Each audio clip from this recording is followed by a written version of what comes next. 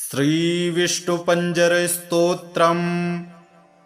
परं परस्मात् प्रकृतेरनादिमेकं निविष्टं बहुधा गुहायां सर्वालयं सर्वचराचरस्थं नमामि विष्णुं जगदेकनाथम्। ॐ विष्णुपञ्जरकं दिव्यं सर्वदुष्टनिवारणम् उग्रतेजो महावीर्यं सर्वशत्रुनिकृन्तनं त्रिपुरं दहमानस्य हरस्य ब्रह्मणो हितं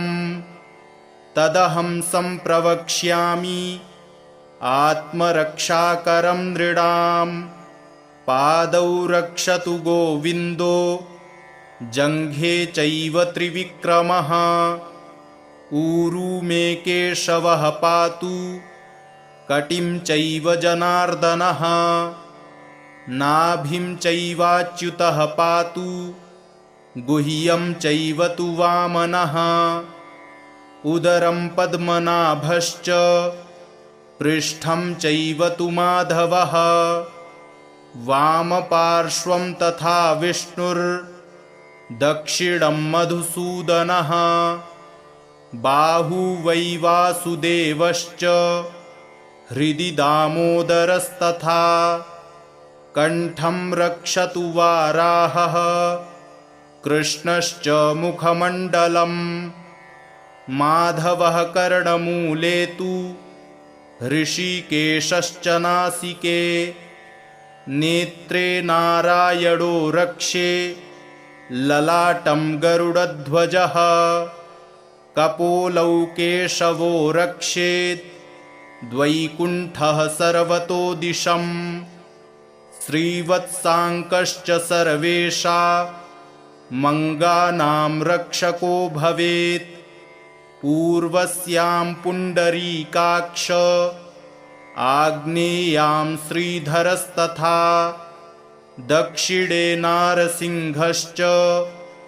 नैऋत्यां माधवोऽवतु पुरुषोत्तमो वारुण्यां वायव्यां च जनार्दनः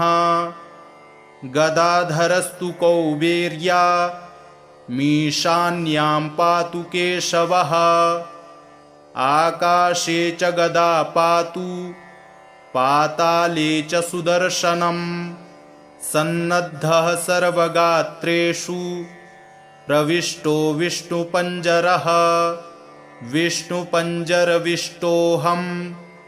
विचरामि महीतले राजद्वारे पथे घोरे सङ्ग्रामे शत्रुसङ्कटे नदीषु चरणे चैव चोरव्याघ्रभयेषु च डाकिनी प्रेतभूतेषु भयं तस्य न जायते रक्ष रक्ष महादेव रक्ष रक्ष जनेश्वर रक्षन्तु देवताः सर्वा ब्रह्म विष्णु महेश्वराः जले रक्षतु वाराहः स्थले रक्षतु वामनः अटव्यां नारसिंहश्च सर्वतः पातु केशवः दिवा रक्षतु मां सूर्यो रात्रौ रक्षतु चन्द्रमाः पन्थानं दुर्गमं रक्षेत् सर्वमेव जनार्दनः रोगविघ्नहतश्चैव ब्रह्मः गुरुतल्पगः स्त्रीहन्ता बालघाती च सुरापो वृषलीपतिः मुच्यते सर्वपापेभ्यो यः पठेन्नात्र संशयः अपुत्रो लभते पुत्रं धनार्थी लभते धनं विद्यार्थी लभते विद्यां मोक्षार्थी लभते गतिम् आपदो हरते नित्यं विष्णुस्तोत्रार्थसम्पदा यस्त्विदं पठते स्तोत्रं विष्णुपञ्जरमुत्तमं मुच्यते सर्वपापेभ्यो विष्णुलोकं स गच्छति। गोसहस्रफलं तस्य वाजपेयशतस्य च अश्वमेधसहस्रस्य फलं प्राप्नोति मानवः। सर्वकामं लभेदस्य पठनान्नात्र संशयः। जले विष्णुः स्थले विष्णुर्विष्णुः पर्वतमस्तके ज्वालामालाकुले विष्णुः सर्वं विष्णुमयं जगत्। परं परस्मात् प्रकृतेरनादिमेकं निविष्टं बहुधा गुहायां सर्वालयं सर्वचराचरस्थं नमामि विष्णुं जगदेकनाथम्। ॐ विष्णुपञ्जरकं दिव्यं सर्वदुष्टनिवारणम् उग्रतेजो महावीर्यं सर्वशत्रुनिकृन्तनं त्रिपुरं दहमानस्य हरस्य ब्रह्मणो हितं तदहं सम्प्रवक्ष्यामि आत्मरक्षाकरं नृणां। पादौ रक्षतु गोविन्दो जङ्घे चैव त्रिविक्रमः ऊरू मे केशवः पातु कटिं चैव जनार्दनः नाभिं चैवाच्युतः पातु गुह्यं चैव तु वामनः उदरं पद्मनाभश्च पृष्ठं चैव तु माधवः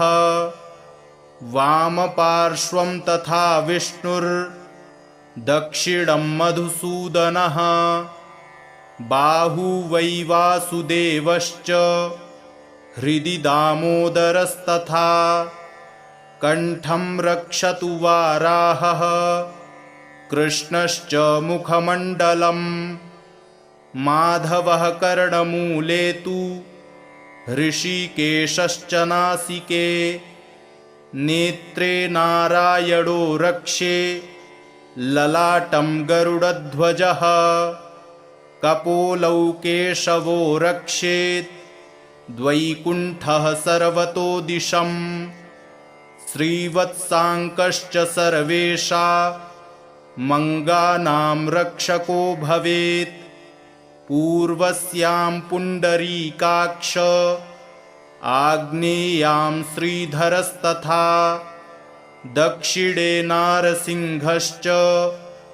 नैऋत्यां माधवोऽवतु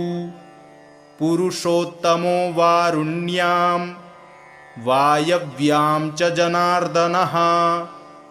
गदाधरस्तु कौबेर्या मीशान्यां पातु केशवः आकाशे च गदा पातु पाताले च सुदर्शनं सन्नद्धः सर्वगात्रेषु प्रविष्टो विष्णुपञ्जरः विष्णुपञ्जरविष्टोऽहं विचरामि महीतले राजद्वारे पथे घोरे सङ्ग्रामे शत्रुसङ्कटे नदीषु चरणे चैव चोरव्याघ्रभयेषु च डाकिनीप्रेतभूतेषु भयं तस्य न जायते रक्ष रक्ष महादेव रक्ष रक्ष जनेश्वर रक्षन्तु देवताः सर्वा ब्रह्म विष्णुमहेश्वराः जले रक्षतु वाराहः स्थले रक्षतु वामनः अटव्यां नारसिंहश्च सर्वतः पातु केशवः दिवा रक्षतु मां सूर्यो रात्रौ रक्षतु चन्द्रमाः पन्थानं दुर्गमं रक्षेत् सर्वमेव जनार्दनः रोगविघ्नहतश्चैव ब्रह्मः गुरुतल्पगः स्त्रीहन्ता बालघाती च सुरापो वृषलीपतिः मुच्यते सर्वपापेभ्यो यः पठेन्नात्र संशयः अपुत्रो लभते पुत्रं धनार्थी लभते धनं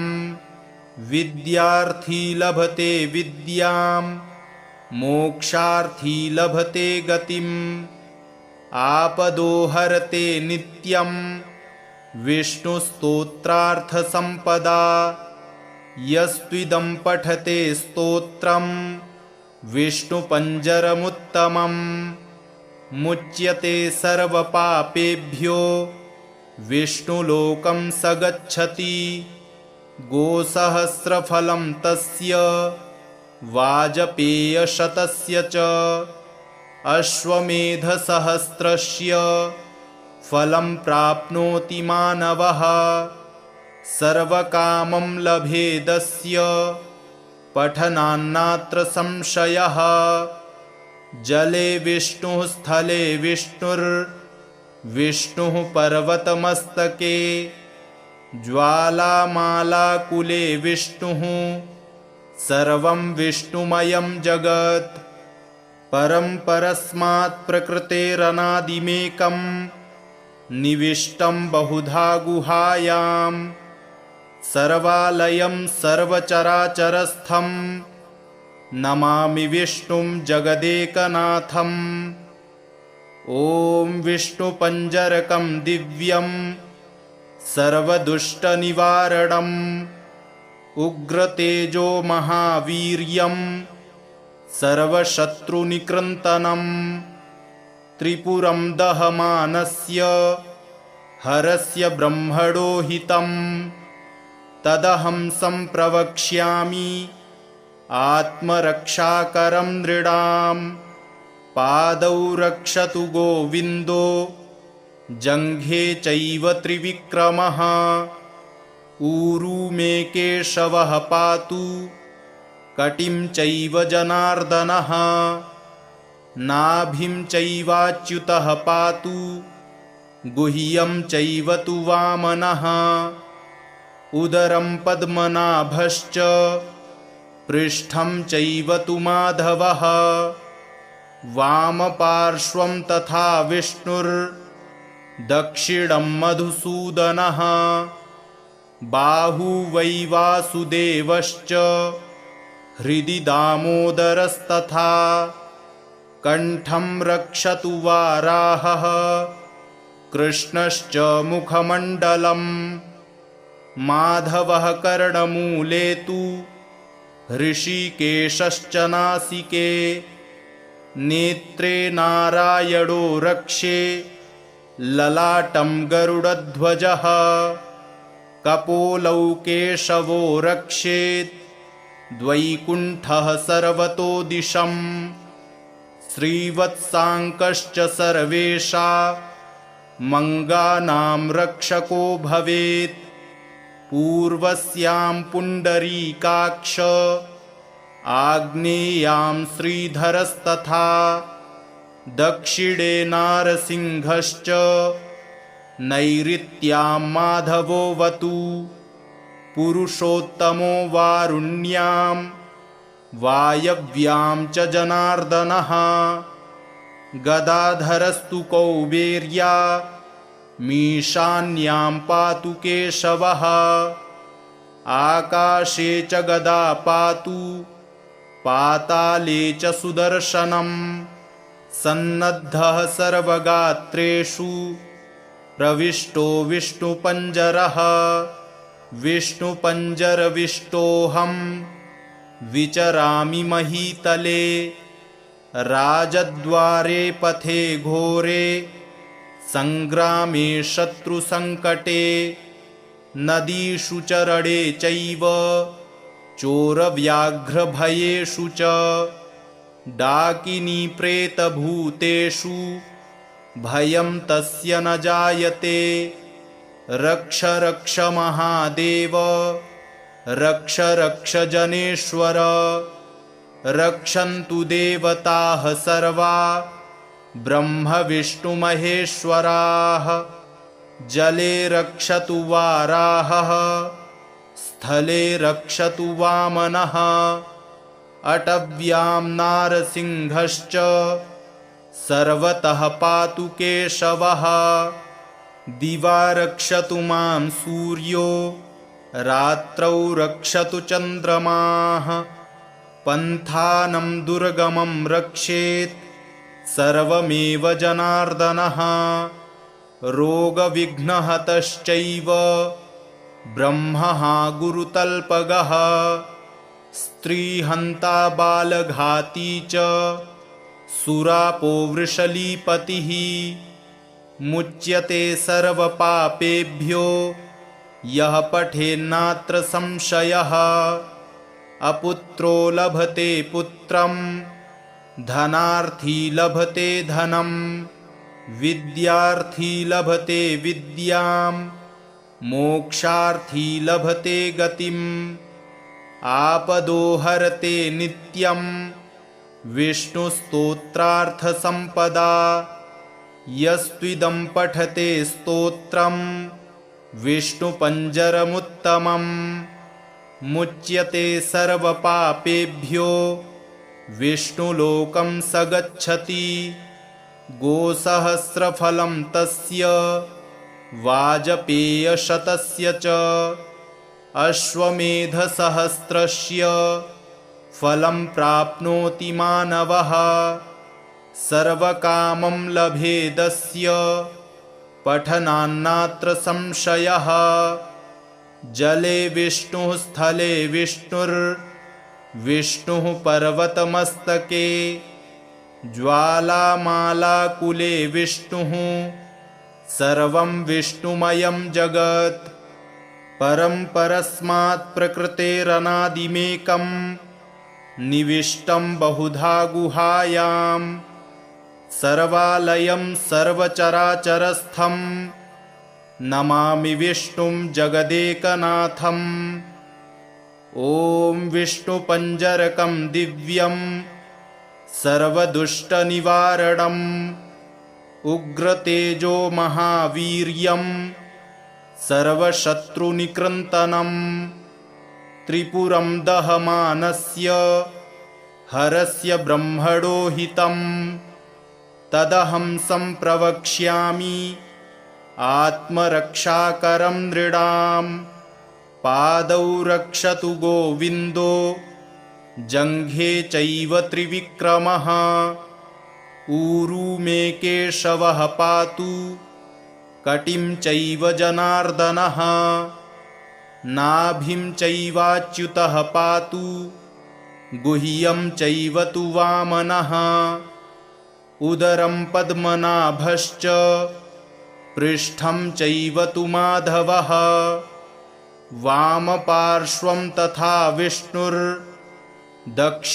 मधुसूदनः बाहू वै वासुदेवश्च हृदि दामोदरस्तथा कण्ठं रक्षतु वाराहः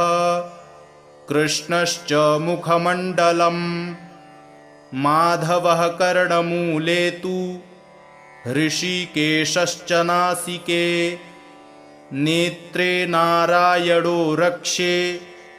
ललाटं गरुडध्वजः कपोलौ केशवो रक्षेत् द्वैकुण्ठः सर्वतो दिशम् श्रीवत्साङ्कश्च सर्वेषा मङ्गानां रक्षको भवेत् पूर्वस्यां पुण्डरीकाक्ष आग्नेयां श्रीधरस्तथा दक्षिणे नारसिंहश्च नैऋत्यां माधवोऽवतु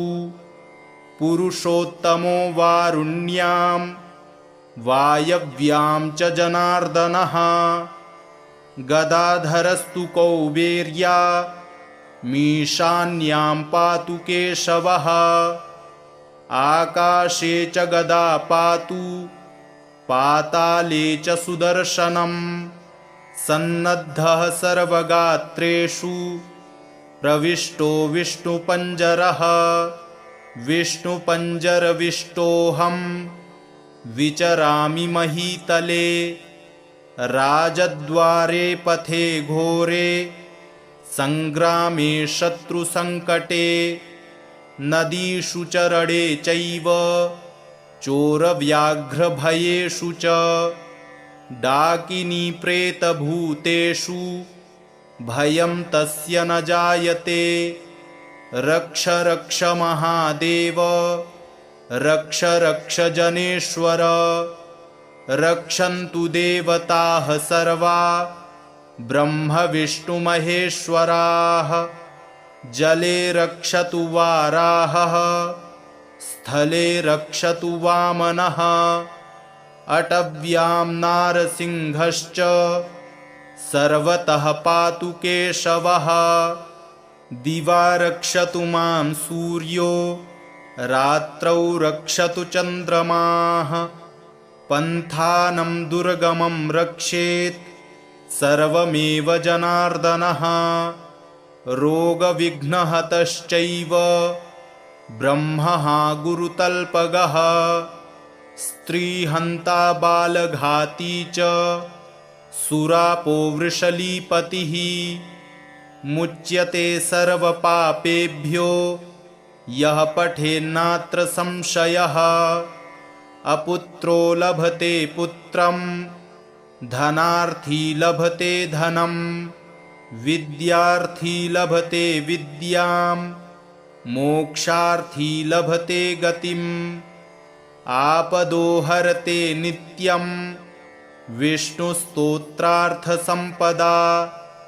यस्त्विदं पठते स्तोत्रं विष्णुपञ्जरमुत्तमम् मुच्यते सर्वपापेभ्यो विष्णुलोकं स गच्छति गोसहस्रफलं तस्य वाजपेयशतस्य च अश्वमेधसहस्रस्य फलं प्राप्नोति मानवः सर्वकामं लभेदस्य पठनान्नात्र संशयः जले विष्णुः स्थले विष्णुर्विष्णुः पर्वतमस्तके ज्वालामालाकुले विष्णुः सर्वं विष्णुमयं जगत् परं परस्मात् प्रकृतेरनादिमेकं निविष्टं बहुधा गुहायां सर्वालयं सर्वचराचरस्थं नमामि विष्णुं जगदेकनाथम् ॐ विष्णुपञ्जरकं दिव्यं सर्वदुष्टनिवारणम् उग्रतेजो महावीर्यं सर्वशत्रुनिकृन्तनं त्रिपुरं दहमानस्य हरस्य ब्रह्मणो हितं तदहं सम्प्रवक्ष्यामि आत्मरक्षाकरं नृणां पादौ रक्षतु गोविन्दो जङ्घे चैव त्रिविक्रमः ऊरू मे केशवः पातु कटिं चैव जनार्दनः नाभिं चैवाच्युतः पातु गुह्यं चैव तु वामनः उदरं पद्मनाभश्च पृष्ठं चैव तु माधवः वामपार्श्वं तथा विष्णुर्दक्षिणं मधुसूदनः बाहू वै वासुदेवश्च हृदि दामोदरस्तथा कण्ठं रक्षतु वाराहः कृष्णश्च मुखमण्डलम् माधवः कर्णमूले तु हृषीकेशश्च नासिके नेत्रे नारायणो रक्षे ललाटं गरुडध्वजः कपोलौ केशवो रक्षेत् द्वैकुण्ठः सर्वतो दिशम् श्रीवत्साङ्कश्च सर्वेषा मङ्गानां रक्षको भवेत् पूर्वस्यां पुण्डरीकाक्ष आग्नेयां श्रीधरस्तथा दक्षिणे नारसिंहश्च नैऋत्यां माधवोऽवतु पुरुषोत्तमो वारुण्यां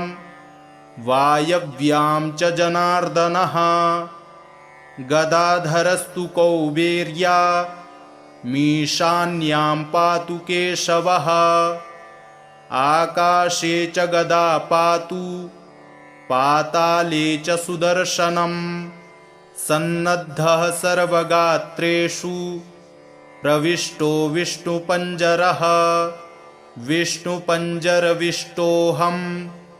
विचरामि महीतले राजद्वारे पथे घोरे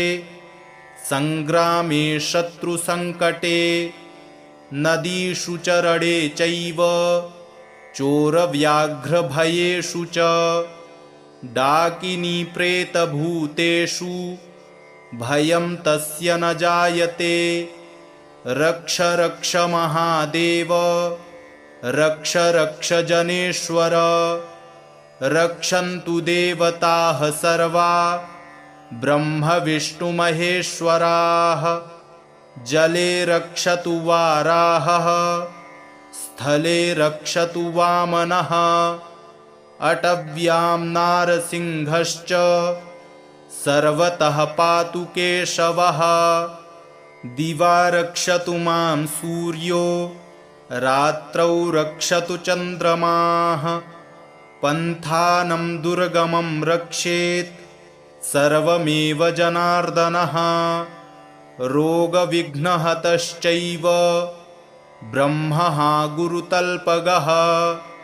स्त्रीहन्ता बालघाती च सुरापो वृषलीपतिः मुच्यते सर्वपापेभ्यो यः पठेन्नात्र संशयः अपुत्रो लभते पुत्रं धनार्थी लभते धनं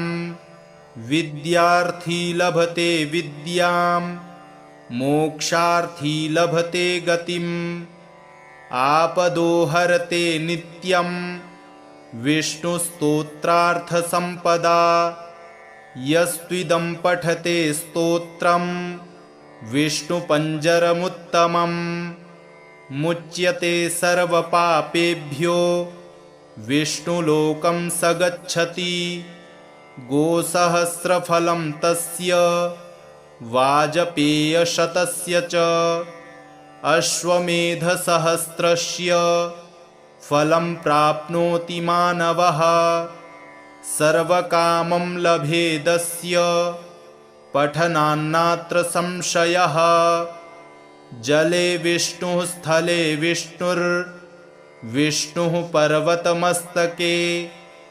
ज्वालामालाकुले विष्णुः सर्वं विष्णुमयं जगत् इति श्रीब्रह्माण्डपुराणे इन्द्रनारदसंवादे श्रीविष्णुपञ्जरस्तोत्रं सम्पूर्णम्।